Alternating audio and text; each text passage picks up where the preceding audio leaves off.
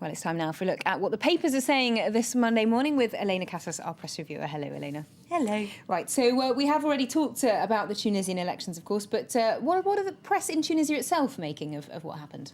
Finally free to have their say. That's the headline in the Tunisian paper Le Temps. They're talking about young people who, of course, played the major role in overthrowing Ben Ali. Most of those demonstrators out on the streets back in January were young people, and under 30s make up a quarter of the vote. But their paper is worried that they're not actually participating in this election now as much as they should be.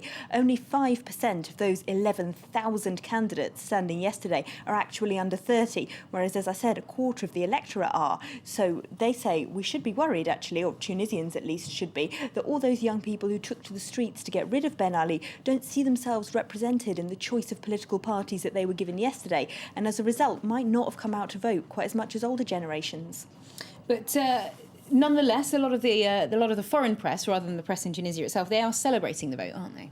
Yes, some are getting very excited. Let's have a look at the Egyptian blogger Isander El Amrani. He's writing in the Abu Dhabi-based English-language paper The National, and he says whatever happens, whatever the result of this is, and despite its flaws, the Tunisian vote is already a victory. He says just look at how far the country has come. When he visited it in the past, he was followed everywhere by secret police. No one would talk to him because they were afraid of talking to foreign journalists, whereas now there's a new atmosphere of transparency. Everyone's happy to talk. The police have gone from the streets, according to him, but there's a very different perspective on the same issue in The Guardian. Let's have a look at this one. It's by the blogger Lina Ben-Meni, who became so notorious in recent months that she was actually nominated for the recent Nobel Prize, and she gives The Guardian a very different point of view on where Tunisia is 10 months on. She says police violence is worse than it was under Ben Ali. They're still beating people up, they're still stopping demonstrators, and she actually boycotted these elections because she doesn't believe that they can make any difference.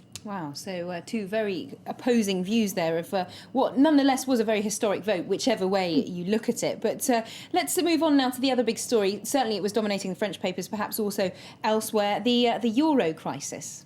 Well, for the British press, it's the British Prime Minister who's in trouble on this one now. Let's look at the Guardian front page. Their headline is Sarkozy tells Cameron, shut up over euro. He apparently was overheard saying exactly that at yesterday's meeting, after Cameron, of course, had been talking about how he thinks the Eurozone countries need to get their own house in order. Now, the Guardian says this is providing a perfect excuse for the more right-wing end of the Conservative Party in Britain, who have never been very keen on the euro, to go and say we were right all along, which is pretty much exactly what the editorial does in today's Times. They say it's not the failure of the individuals involved that we're looking at here, the euro crisis, it's the failure of the whole idea. The Times reckons that this was bound to happen eventually anyway, that there would be a crisis and each country would kind of fall back on its own individual interests. So they reckon this was inevitable.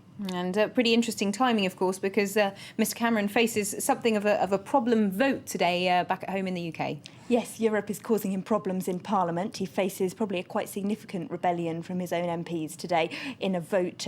They want a referendum on whether or not Britain should even be in the EU. Now, it's very unlikely the rebels will actually get their referendum, but that doesn't stop it making headlines across the British press. Let's have a look in The Guardian. Well, they reckon, frankly, that it's Cameron's own fault that he's brought this far. Their cartoon shows him sailing a sort of rowboat attached to the Titanic onto an iceberg. So they're not very keen on his management of the euro. Neither is The Independent. In their editorial, they say it's a huge mistake of him to allow the parliamentary time for this debate, especially now with the euro crisis going on. He seems to be deliberately trying to make Britain look more irrelevant in Europe, they think. And just briefly, another subject generating a bit of controversy in the global press this Monday. Yes, the Daily Beast isn't happy with President Sarkozy, but not because of the economic crisis. Their contributor says, if my husband left me while I was giving birth, I'd create a much bigger crisis than the euro crisis for him to deal with. They're furious, of course, that he wasn't around when Carla Bruni gave birth. He, of course, rushed off to a Euro summit with Angela Merkel last week.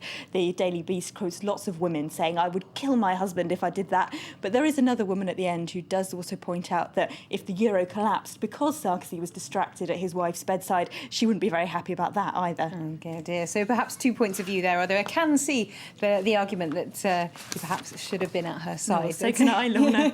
Thank you very much indeed, Elena, for that look through all today's international papers.